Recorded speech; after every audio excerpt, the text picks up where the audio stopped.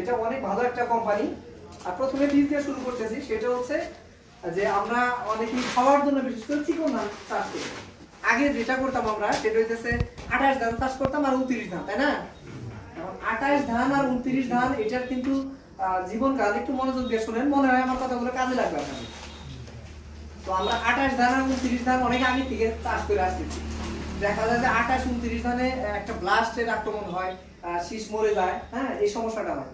এই জন্য বাংলাদেশের যে কৃষি গবেষণা ইনস্টিটিউট আছে, তারপর সরকারি প্রতিষ্ঠান, এরা বিভিন্ন ভাবে গবেষণা করে কিছু জাত বের করছে এই ব্লাস্ট প্রতিরোধী জাত, যাতে কৃষকের ক্ষতি না হয়। কারণ একটা জমি চাষ করতে গেলে মোটামুটি চারা ফেলা থেকে শুরু করে, ঠিক আছে, চারা ফেলা থেকে শুরু করে মনে করেন যে ধান কাটা পর্যন্ত প্রায় 12-14 হাজার টাকা খরচ হয়ে যায়।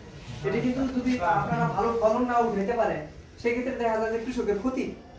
এই জন্য এরা গবেষণা করে 28 এবং 29 ধানের বিকল্প হিসেবে কিছু জাত বের করছে। এখন 28 ধানের বিকল্প হিসেবে কিছু আগাম জাতের জাত বের করছে, সেটা হচ্ছে 88 জাত। অনেক কৃষককে আমি গতবার জোর করে হলেও 88 জাত দিছি। এই দাদা তার মধ্যে যে আমার সবরুদ্দিন দাদা উনি চাষ করছে, মোটামুটি ভালো মানের একটা 28 যারা চাষ করেন তারা এটা করবেন আগাম জাতে। আর এর পরিবর্তে যে হাইব্রিড ধানগুলো মাইক্রো 1 ছিল, অন্যান্য জাতের হাইব্রিড ধান আছে, এটা 19 আছে, এগুলো হাইব্রিড জাত। কিন্তু দেশীয় জাতের মধ্যে 28 এর বিকল্প হচ্ছে 88 জাত। অথবা আরেকটা জাত আছে, সেটা হচ্ছে নতুন জাত বিনা 25। এই বিনা 25 28 এর সাথে আছে আসে আর কি, মোটামুটি 140 দিনের মধ্যে আসে। 29 তো আসে 160 দিনে, এটা 20 দিন 20 দিন আগে আসে। যারা 28 ধান চাষ করেন তারা 88 অথবা বিনা 25 চাষ করবেন, মনে হয় আশানুরূপ ফলন পাবেন। আর 29 ধান যারা চাষ করেন, কারণ 29 ধান তো বয়স অনেক হয়ে গেছে, ওই যে গোলাম সমস্যাগুলো হয়ে থাকে। 29 ধানের বিকল্প হিসেবে নতুন একটা জাত উদ্ভাবন করছে।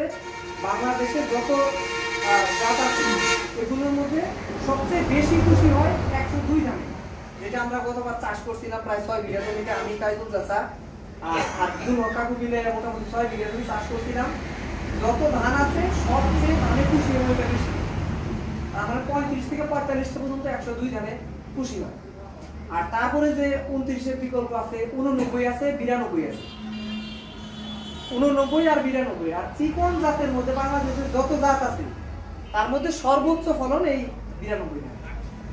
আমরা এই সর কোম্পানি কিন্তু খুব চালাক দিকে 92 ধানই কিন্তু ওনারা বেশি মার্কেট করছে, কারণ জানে চিকন ধানের যত জাত আছে 92 ধানের উপর কোনো ফলন নাই।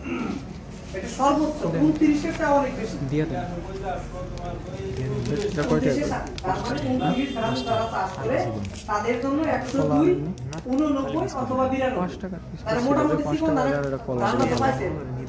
আর হাইব্রিড ধান যারা চাষ করে তারা তো জানেনই অন্যান্য জাত আছে একটু 10 টাকা। মোটা ধানের যে ব্যাপারটা, মোটা ধান হচ্ছে এখন মোটা ধান অনেকেই চাষ করেন। মোটা ধানের আবাদে কিন্তু তেমন তফাৎ হয় না। কয়টা আছে? একজন জনপ্রাস গেল, আরেকজনে মনে করেন চারটা সরান 20 টাকা। মোটা ধানের সব জাতি সমান, কিন্তু আপনারা চেষ্টা করবেন যে জাতের চাহিদা বেশি এই জাত কখনোই নেবেন না। এই জাতগুলোতে ঝামেলা হয়, দেন দিয়ে দেন সিন্ডিকেট হয়। এই জাতগুলো করবেন না। মার্কেটে ভালো ভালো অনেক জাতের ধান আছে, 2 আছে,